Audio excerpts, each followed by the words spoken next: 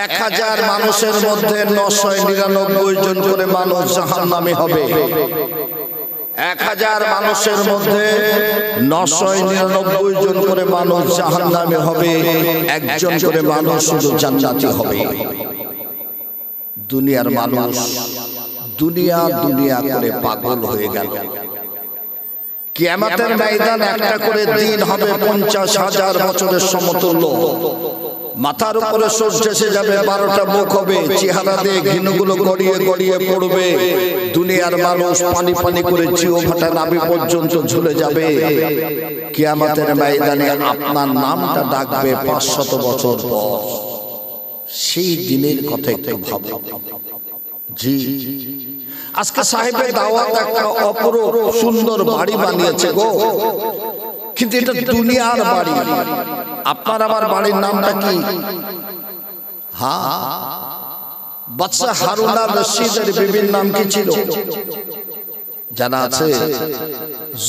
জুবাইদা। এই জুবাইদা বাদশা হারুন আর রশিদকে ডেকে বললেন, বাদশা আপনার বিবি আমি দাস দাসীরা রান্না করে আমরা বসে ভক্ষণ করি, একটা দিন বাজার করতে হবে, আমি জুবাইদা নিজ হাতে রান্না করব। বাদশা হারুন আর রশিদ সৈন্য সামন্ত নিয়ে বাজারে চলে গেছেন। বাজার করে ফিরছেন, উজির সংবাদ দিয়েছে, বাদশা এক্ষুনি বিশেষ কর্ম রাজ দরবারে আসতে হবে, কিন্তু আমার বাজারের থলিটা আমার বাড়িতে কে পৌঁছে দেবে? হারুন আর রশিদ দেখলেন একটা রাস্তার ধারে বড় বৃক্ষ, বৃক্ষের নিচে একটা পাগল বসে বসে আল্লাহ আল্লাহ আল্লাহ জিকির করছে। শোন, আমার বাজারের থলিটা একটু বাড়িতে রেখে আয় যা। পাগল মানুষ, বাদশা বলেছেন, কাঁধে উঠে নিয়ে ছুটছে। এমন সময় বাদশা হারুন আর রশিদ রাজ দরবারের কর্ম সেরে দুপুর পেরিয়ে গেছে, ঘরে ফিরে বিবি জুবাইদাকে বলছেন, বিবি রান্না হয়ে গেছে, বাজার পছন্দ হলো। কে বাজার দিয়ে গেল? আমি তো বাজারের অপেক্ষায় রত। কেন? আমি বহু আগে তো বাজার পৌঁছে দিয়েছি। কাকে দিয়ে? বাহালুলকে দিয়ে। সেই পাগল বাহালুল দিয়ে যাই। সত্যি বলছো? সত্যি বলছি। হারুন আর রশিদ খুঁজতে বেরিয়েছে, দেখে খুঁজতে খুঁজতে সেই বৃক্ষের নিচে বসে বসে আল্লাহ আল্লাহ জিকির করছে। তোকে যে আমি বললাম আমার বাজারের প্যাকেটটা বাড়িতে রেখে আসবি, কোথায় রেখেছিস? বাদশা আমি তো বাড়ি রেখে এসেছি। বাড়ি রেখে এসেছিস? আমার বিবি জুবাইদা বললেন তুই পৌঁছে দিসনি। না না বাদশা, বহু আগে আমি পৌঁছে দিয়েছি। তোকে লোকে এমনি পাগল বলে, চল তো দেখি কোথায় রেখে এলি। পাগল বাহালুল বাদশা হারুন আর রশিদের হাতটা ধরে টেনে টেনে টেনে টেনে না না না একটা জঙ্গলের মধ্যে নিয়ে গেলে। ওই জঙ্গলের মধ্যে কবরস্থান, ওই কবরস্থানের মধ্যে একটা ধসে যাওয়া কবর, ওই কবরের মধ্যে বাজারের প্যাকেটটা রেখে দিয়েছেন। এই কোথায় রেখেছিস? বলছে বাদশা একটা কথা বলবো। কি কথা? ও বাদশা হারুন আর রশিদ, এই যে বাড়ি ঘরগুলো দেখছেন, একতলা দুতলা তিনতলা চারতলা, এগুলো হলো মুসাফির খানা। আমরা কেউ 20, 30, 40, 50, 70 বছর বেড়াতে এসেছি। আমরা স্মৃতি হিসাবে কিছু ক্রয় করব, নামাজ পড়বো, রোজা করব, হজ করব, যাকাত দেব, দান খায়রাত করব। আমরা কিছু নেকি ক্রয় করব, বাড়ি ফিরে যাব। ওই বাড়িটার নাম হলো কবর। কবর কবর। আপনি আমাকে বললেন বাহালুল আমার বাজারের প্যাকেটটা বাড়িতে রেখে আয়, তাই আমি পাগল বাহালুল বাজারের প্যাকেট বাড়িতে রেখে দিয়েছি। জোরে সুবহানাল্লাহ বলবেন। ওই বাড়িটায় লাইটের প্রয়োজন আছে না নেই? আছে না নেই? আলো বাতাসের প্রয়োজন আছে না নেই? আপনার নামাজ, আপনার রোজা, আপনার হজ, আপনার যাকাত সেদিন আলো বাতাস হয়ে দাঁড়াবে। জোরে বলবেন না সুবহানাল্লাহ? জি, আমার নবী পাক বলেছিলেন, সাহাবীরা আমার হিন্দের জমিনে যাওয়ার ইচ্ছা ছিল, যেতে পারলাম না। হিন্দ ভারতবর্ষের জমিনে। এই সাহাবীরা, আমি রাসূলুল্লাহ আমাকে যখন রওজায় শুয়ে দেবে, আমার মুখ মোবারকটা হিন্দ অর্থাৎ ভারতবর্ষের জমিনের দিকে ঘুরিয়ে দেবে। আমি রাসূল আমার রওজায় শুয়ে শুয়ে ভারতবর্ষের উম্মত উম্মতিকে চেয়ে চেয়ে দেখবে। একবার জোরে বলবে মদিনাতুল মুনাওয়ারা সবুজ গম্বুজের নিচে শুয়ে শুয়ে রাসূল পাক সাল্লাল্লাহু আলাইহি সাল্লাম আজকের এই মাহফিলটা দেখছেন। আর একবার বলেন সুবহানাল্লাহ। আমার দিনদার পরিষ্কার ইমানদার মুমিন মুসলমান ভাইরা, আমি কোরআন পাকের ছোট্ট একটা আয়াত আপনাদের খেদমতে রেখেছি। বিসমিল্লাহির রহমানির রহিম। ইয়া আইয়ুহাল্লাযীনা আমানুত্তাকুল্লাহা হাক্কা তুকাতিহি ওয়া লা তামুতুন্না ইল্লা ওয়া আনতুম মুসলিমুন। আমার আল্লাহ বললেন, ইমানদার গণেরা, আমি আল্লাহ মাকে ভয় করো, ভয় করার মতো করো, মুসলমান না হয়ে তোমরা মৃত্যুবরণ করো না। এখানে যে কজন মানুষ বসে আছেন আল্লাহকে সবাই ভয় করেন? একটু কথা বলেন না কেন বাবু? আখিরি জামানায় এসে গেছে, গ্রামের মূর্খ মানুষেরা সমাজের নেতৃত্ব দেবে গো। এরা সুদের টাকা, ঘুষের টাকা, লোকের জমি ফাঁকি দেওয়া, চিটিংবাজির টাকা দিয়ে কোটি কোটি টাকার মালিক হবে গো। এদেরকে মসজিদ কমিটির সেক্রেটারি বানানো হবে। ইমাম সাহেব যখন সুদ ঘুষের বিরুদ্ধে বলবে, এই মানুষটা পদত্যাগ করবে। মসজিদের পাশে নতুন জায়গা ক্রয় করে টাকার জোরে মসজিদ বানাবে। ওই মসজিদটা হবে জিনার মসজিদ। ওই মসজিদে এক ওয়াক্ত নামাজ হবে না। সেই দিন আসতে কিছুটা বাকি আছে নাকি গো? হ্যাঁ, গ্রামের মোড়ে মোড়ে বাজার বসবে গো। এই বাজারে দোকানদার থাকবে না, দোকানদারিনী হবে। নারীরা দোকানের কেনা বেচা করবে। খরিদ্দার আকর্ষণ করার জন্য টেলিভিশন, গান বাজনা হবে। জেনে রেখে দিও, কিয়ামতের একটা আলামত এসে গেছে।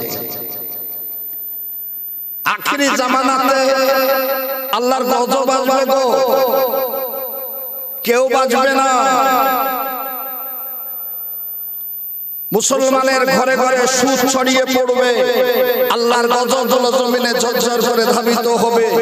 মুসলমান যুবকের হাতে মদের বোতল উঠবে। আল্লাহর গজব ঝরঝর করে জমিনে ধাবিত হবে। মুসলমান ঘরে নারীরা নগ্ন হয়ে যাবে। এদের স্বামী থাকতে পরকীয়া করবে, অন্য পুরুষের সঙ্গে দৈহিক সম্পর্কে মিলিত হবে। আর যার সন্তানের সংখ্যা দিনে দিনে বেড়ে যাবে। আল্লাহর গজব জমিনে ঝরঝর করে ধাবিত হবে। সেই দিন আসতে কিছুটা বাকি মনে করছেন নাকি? হ্যাঁ বাবু, আল্লাহকে ভয় করুন। আপনার বাপ দাদারা একটা ছেলে বা মেয়েকে বিবাহ দিতে গেলে আগে রক্ত বংশ দেখতো। কথা ঠিক না বললাম? আর আজকে একটা ছেলে বা মেয়েকে বিবাহ দিতে গেলে অভিভাবকরা টাকা দেখছে। কথা ঠিক না বল? হ্যাঁ,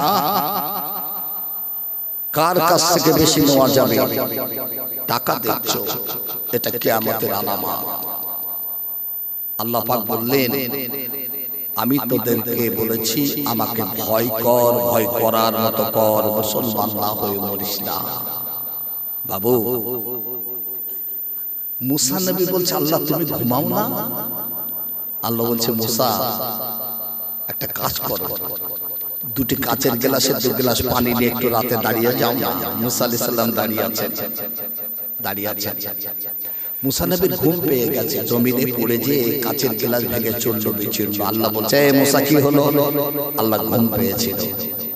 আল্লাহ বলছে, মুসা শোনো, যেমন কাচের গ্লাস ভেঙে চূর্ণ বিচূর্ণ হয়ে গেল, তোমার ঘুম পেয়ে গেল। আমি আল্লাহ যদি ঘুমাই, গোটা পৃথিবীটা কাচের গ্লাসের মতো ভেঙে চূর্ণ বিচূর্ণ হয়ে যাবে। জোরে বলেন না সুবহানাল্লাহ।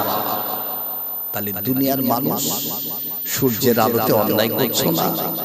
রাত যত গভীর হয়েছে, দুনিয়ার মানুষ ঘুমিয়ে যাচ্ছে, তুমি অন্যায় কাজে লিপ্ত হচ্ছ। দুনিয়ার কোনো মানুষ দেখতে পাচ্ছে না, আল্লাহ দেখতে পাচ্ছে না।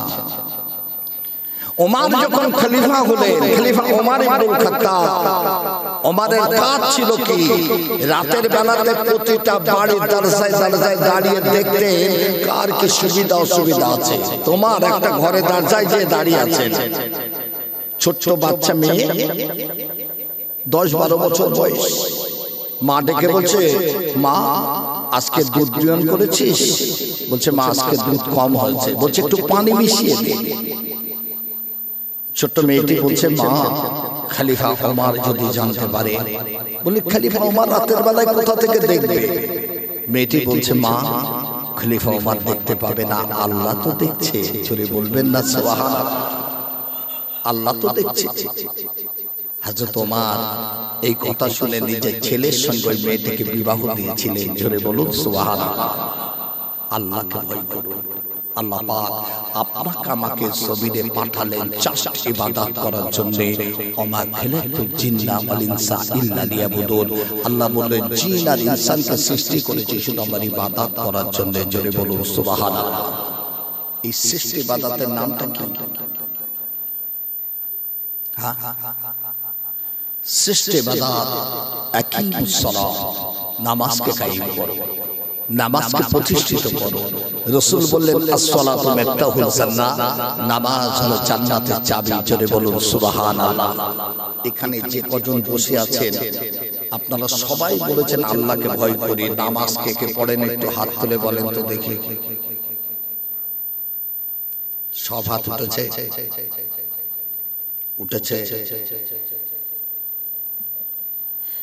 বাবু, একটা ওয়াক্তের পরিবর্তে 2,88,00,000 বছর আল্লাহ তাকে জাহান্নামে দেবে। কতদিন বললাম?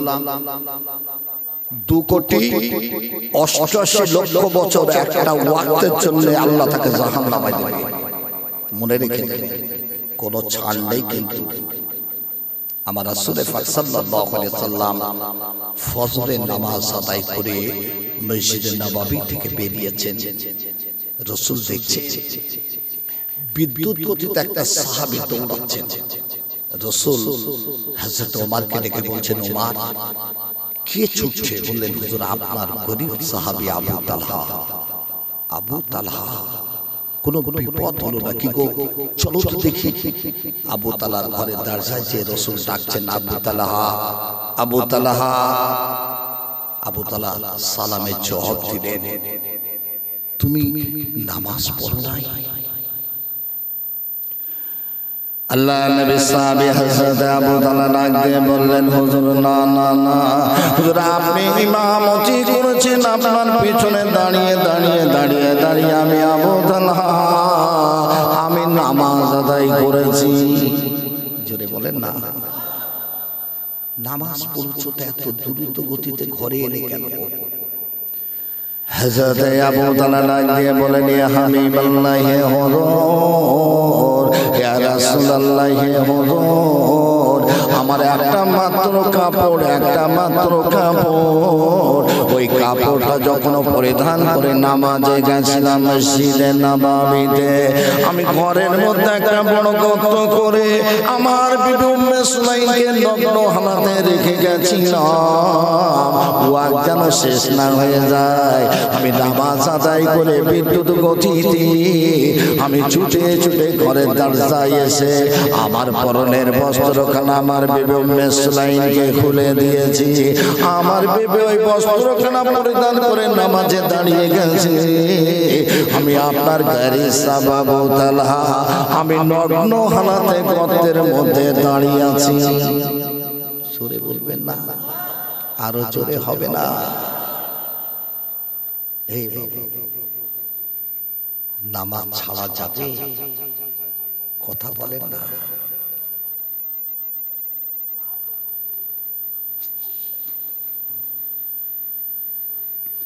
একটু তাকবীর দিন, নারায়ে তাকবীর, নারায়ে তাকবীর। সিলসিলা হক নওসাদের জামান পিশা হুজুর কেবলা, পিশা হুজুর কেবলা, নারায়ে তাকবীর, নারায়ে তাকবীর। আজকে সেই নামাজটাকে কায়েম করো। লম্বা ঘটনা বলার সময় আজকে নেই, পরে বলবো। আজ আমি আপনাদের বোঝানোর জন্য বলবো, আমার আল্লাহ পাক জানিয়ে দিলেন বিসমিল্লাহির রহমানির রহিম, ইজা যাআসালহুম লা ইয়াসতাখিরুনা সাআতা ওয়া লা ইস্তাকদিমুন। এই দুনিয়ার মানুষ তোমরা শোনো, আমি আল্লাহ তোমাদের জন্য নির্দিষ্ট সময় নির্ধারিত করে রেখেছি। একটা সেকেন্ড এদিক ওদিক হবে না। আমার আজরাইল তোমাদের কাছে হাজির হয়ে যাবে, মরণকে তোমাদের বরণ করতে হবে। এখানে যে কজন বসে আছি আমরা মরবো না মরবো না? হ্যাঁ, কবে মরবেন? হ্যাঁ, তৈরি আছেন? তৈরি আছেন? আলহামদুলিল্লাহ। এ বাবু, পৃথিবীতে আমার আল্লাহ একজন নারীকে শুধু সালাম দিয়েছেন, তিনি কে জানেন? আজ পর্যন্ত পৃথিবীতে একজন নারীকে আমার আল্লাহ সালাম দিয়েছেন, অদ্বিতীয় কাউকে দিইনি। কে তিনি?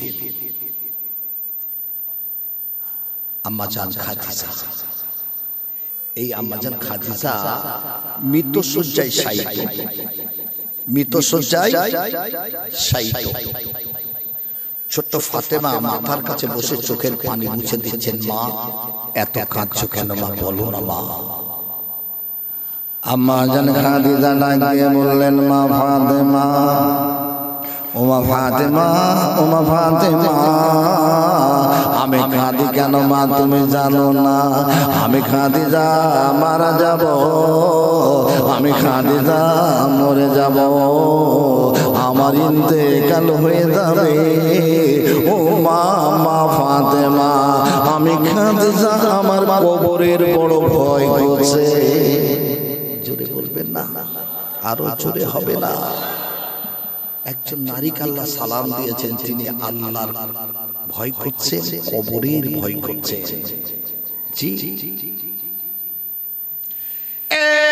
আমার আম্মা ফাতেমা, আমি কাঁদি কেন মা জানো না? জানো না আমি খাদিজা মারা যাব, মরে যাব, আমার ইন্তেকাল হয়ে যাবে। উমাইয়া কাশের নিচে জমিনের উপরে যখন তোমার আব্বা জানকে কেউ নেবে বলে মানতে চাই নাই, আমি খাদিজা সর্বপ্রথম নারীদের মধ্যে তোমার আব্বা জানকে নেবে বলে ঈমানের কালেমা পড়ে মুসলমান বেনেছিলাম।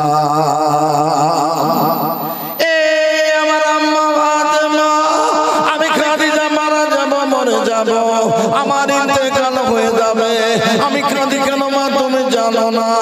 এই আকাশের নিচে জমিনের উপরে যখন তোমার আব্বা জানকে কেউ নেবে বলে মানতে রাজি নয়, আমি খাদিজা সর্বপ্রথম তোমার আব্বা জানকে নেবে বলে ঈমানের কালেমা পড়ে মুসলমান বেনেছিলাম।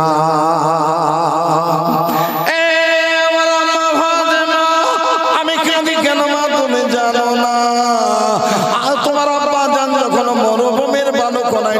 করে চলতেন, আমি খাদিজা দেখেছি তোমার আব্বা জানের মাথার উপরে একটা কালো মেঘ ছায়া করেছে। ওমা তুমি জানো না মা, আমি দেখেছি নীতিম নবী যখন মরুভূমির বালুকনায় ঘুমিয়ে যেতেন, আমি খাদিজা দেখেছি নীতিম নবীর কপাল মোবারক দিয়ে একটা নূর চমকাতে চমকাতে আল্লাহর আরশে আজিমে পৌঁছে যায়। ওমা তুমি জানো না মা, ওমা আমি খাদিজা মারা যাব, মরে যাব, আমার ইন্তেকাল হয়ে যাবে মা, আমার কবরের বড় ভয় করে। ও মা তুমি জানো না মা, এতিম নবীকে আমি খাদিজা বড় ভালোবেসে আমি বিবাহের প্রস্তাব পাঠিয়ে দিয়েছিলাম। দুনিয়ার মানুষ বলেছিল খাদিজা পাগল হয়ে গেছে, খাদিজার টাকা আছে, সোনা আছে, খাদিজা এতিম করে মোহাম্মদকে বিয়ে করতে চায়। ও মা আমার টাকাগুলো সোনাগুলো আমি এতিম নবীর কদমে রেখে দিয়ে আমি দুনিয়ার মানুষকে বলেছিলাম এবার তোমরা খাদিজাকে গরিব বলো, এতিম নবীকে এবার তোমরা ধনী বলো। ও মা আমি কাঁদি কেন মা জানো না? আমি খাদিজা মারা যাব, মরে যাব, আমার ইন্তেকাল হয়ে যাবে, ওই এতিম নবীকে আমি কার কাছে রেখে চলে যাব? ওই সময় ছোট ফাতেমা বলেছিলেন মা, ও মা কেঁদো না, মা কেঁদো না, ওই এতিম নবীর দায়িত্ব আমি ফাতেমা আমার কাঁধে উঠিয়ে নিলাম।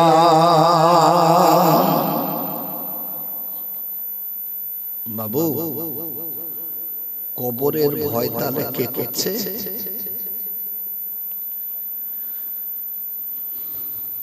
চাপাগাছির মানুষ, অসনা মানুষ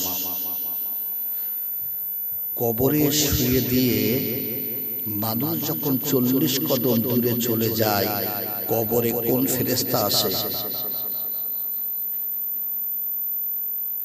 একজন বলে,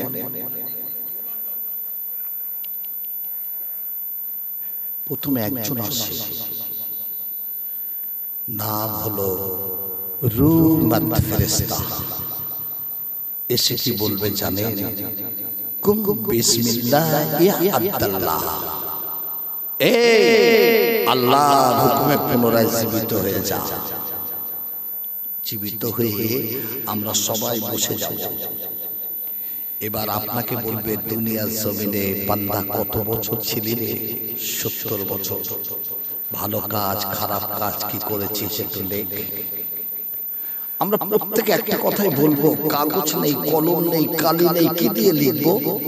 বলবে তোর কাফনের কাপড় কটুকরা 3টি, একটা খোর কাগজ বানা, কলম কালি নেই, শাহাদাত আঙ্গুলটাকে কলম বানা, মুখে থুথুকে কালি বানা, জীবনের ভালো কাজ আর খারাপ কাজ লেখ। আপনার জীবনে যত ভালো কাজ করেছেন মনে পড়বে, খারাপ কাজও মনে পড়বে। ভালো কাজ লিখতে লিখতে লিখতে লিখতে লেখা শেষ। চুরি করেছি, ডাকাতি করেছি, খুন করেছি, সুদ খেয়েছি, মদ খেয়েছি, জেনা করেছি, ভাইয়ের জমিটা ফাঁকি দিয়ে নিয়েছি, অন্যায়ভাবে বিবিকে তালাক দিয়েছি, পিতা মাতার প্রতি অত্যাচার করেছি, আর কিছু লিখতে চাইব না। দুনিয়ায় বাস পড়ে দেখেছেন, বাজের কড়কড় আওয়াজ, মানুষ ছুটে ঘরে পালায়, রুমাত ফেরেশতার আওয়াজটা আরো কঠিন হবে। ঠক ঠক করে কাঁপতে কাঁপতে সব লিখে দেব। কাফনের কাপড়টি জড়িয়ে জড়িয়ে জড়িয়ে একটা মাদুলি করে আপনার আমার গলায় বেঁধে দিয়ে চলে যাবে কিয়ামতের ময়দান। একটা দিন 50,000 বছরের সমতুল্য। 500 বছর পর আপনার নাম ডাকা হবে নাসিমউদ্দিন বিন আব্দুল্লাহ। আসে দাঁড়িয়ে যাবেন, আশা আজিমে দাঁড়িয়ে যাবেন। একজন ফেরেশতা ছুটে এসে নিজ হাতে লেখা কাফনের কাপড়টি খুলে আল্লাহর আশা আজিমে বিছিয়ে দেবে। আল্লাহ পাক কুদরতি জবানে বলবে, এই নাসিমউদ্দিন বিন আব্দুল্লাহ, এটাকে আমি আল্লাহ আমি লিখেছি? আল্লাহ তুমি লেখনি। এই নাসিমউদ্দিন বিন আব্দুল্লাহ, এটাকে আমার ফেরেশতারা লিখেছে? না। কে লিখেছে? আমি লিখেছি। অস্বীকার করার রাস্তা সেদিন রইবে না। নিজ হাতে লেখা কাফনের কাপড়, ওটা থেকে জীবনের বিচারটা কিন্তু শুরু হবে। মনে রেখে দেবেন। আজ আমি আপনাদের বোঝানোর জন্য বলছি, বাবা চাপা গাছিতে এমন একটা দিন ছিল, যেদিন বাড়িগুলো ছিল কাঁচা, মানুষের ইমানগুলো ছিল পাকা। আজ চাপা গাছের বাড়িগুলো হয়ে গেল পাকা, মানুষের ইমানগুলো হয়ে গেল কাঁচা। ঠিক নাকি ভুল বলছি নাকি? হ্যাঁ, ভুল বলছি। আজ আমি আপনাদের বোঝানোর জন্য বলে যাই, আজকের দুনিয়ার মানুষ টাকা টাকা টাকা করে পাগল হয়ে গেল। আজকের life insurance fix deposit, LIC, মহিলা সমিতি বন্ধন করে এরা সুদ গ্রহণ করে ধনী হতে চাইছে। কিয়ামতের ময়দানে আমার আল্লাহ 2 শ্রেণীর মানুষের সঙ্গে জিহাদ করবে, যুদ্ধ করবে। এক নাম্বার হলো দুনিয়ার জমিনে যারা আল্লাহর ওলিদের বিরুদ্ধে চরণ করবে, আল্লাহ এদের বিরুদ্ধে যুদ্ধ করবে। আর দুনিয়ায় যারা সুদ ভক্ষণ করবে, সুদ গ্রহণ করবে, আল্লাহ এদের বিরুদ্ধে যুদ্ধ ঘোষণা করবে।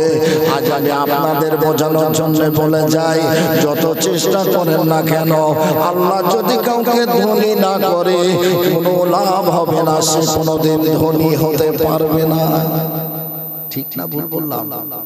হ্যাঁ, খেতে কে দেয়? খেতে কে দেয়? আজ আমি আপনাদের বোঝানোর জন্য বলে যাই, শুনুন। আমার আল্লাহ বললেন, বিসমিল্লাহির রহমানির রহিম, ওমা মিন দাব্বাতিন ফিল আরদি ইল্লা আলাল্লাহি রিজকুহা। আমি আল্লাহ तमाम জমিনে तमाम জীবের রিজিক দেই। জোরে বলুন সুবহানাল্লাহ। খেতে কে দেয়? সবাই বিশ্বাস করে? বিশ্বাস করে? বাদশা ইব্রাহিম বিন আদহামের নাম শুনেছেন? শুনেছেন? বালকের বাদশা। আপনাদের অসুবিধা হচ্ছে না তো? হ্যাঁ, বালকের বাদশা ইব্রাহিম বিন আদহাম, যে পোশাকটা পরতেন সোনা, যে চেয়ারে বসতেন সোনা, যে পালঙ্কে ঘুমাতেন সেটাও সোনা, হীরা জহরত লাগানো। কিন্তু ইব্রাহিম বিন আদমের একটা দাসী ছিল, এই দাসীটার মনে বড় সাধ ছিল, সুযোগ পেলে একটু সোনা হীরা জহরতের পালঙ্কে ঘুমাবে। ইব্রাহিম বিন আদম সৈন্য সামন্ত নিয়ে শিকারে বেরিয়েছে। দাসী চিন্তা করলে সুযোগ একটা এসেছে, একটু ঘুমাবো, সোনার পালঙ্কে শুয়ে পড়েছে, ঘুমিয়েও গেছে। ইব্রাহিম বিন আদম শিকার করতে যে মাঝপথ থেকে ফিরে এসেছে, এসে দেখছেন দাসী আমার পালঙ্কে ঘুমিয়ে, হাতে একটা ছড়ি ছিল, একটা আঘাত করেছে, দাসীর ঘুমটা ভেঙেছে। দাসী হাসছে, হাসি থেকে ইব্রাহিম বিন আদম রাগান্বিত হয়ে আর একটা ছড়ির আঘাত করেছেন।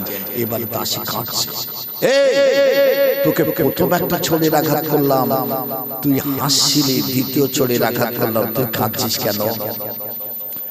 দাসী জবাব দিল, আমার মনে ইব্রাহিম বিন আদম একটা মিনিট ঘুমানোর কারণে যদি একটা ছড়ির আঘাত খেতে হয়, আপনি বদলা নেওয়ার কারণে আমি হাসছিলাম।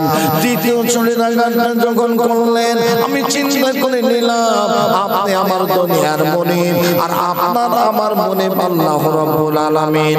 আমার দুনিয়ার মনিব ইব্রাহিম বিন আদম যুগ যুগ ধরে সোনার পালঙ্কে ঘুমানোর কারণে না জানি আমার আপনাকে কত ছড়ির আঘাত করবে, এই চিন্তা করে আমি দাসী ক্রন্দন শুরু করে দিয়েছি। একবার জোরে বলবেন না? ইব্রাহিম বিন আদম বলে কি, একটা মিনিট ঘুমিয়েছে, একটা ছড়ির আঘাত, আর আপনি যুগ যুগ ধরে ঘুমান, তাহলে আল্লাহ কত ছড়ির আঘাত আপনাকে করবে। ইব্রাহিম বিন আদম আল্লাহর ভয় অন্তরে পয়দা হয়ে গেছে, আর রাস্তার বারে রইল না। কিছু রুটি করেছেন, একটা তীর ধনুক নিয়েছেন, সিধা ঘোড়ার পিঠে উঠে যে ময়দানে যে একটা রাখালকে ডেকেছেন, ডেকে বললেন, রাখাল তোমার পোশাকটা আমাকে দাও। রাখালের পোশাক পরিধান করে, সোনার পোশাক রাখালকে পরিধান করিয়ে জঙ্গলে চলে গেছেন, আর রাস্তার কার ফিরব না। ইব্রাহিম বিন আদম একটা নদীর ধারে বসে জঙ্গলের মধ্যে আল্লাহর ইবাদতে রত হয়ে গেলেন। যখন প্রচন্ড ক্ষুধা পায়, বাবা রুটি খেতে শুরু করে দেয়। হুজুর আসছেন নাকি? হুজুর আসছেন? এই বাবু উঠে দাঁড়ান, উঠে দাঁড়ান, একটু তাকবীর দিন, নারায়ে তাকবীর, নারায়ে তাকবীর।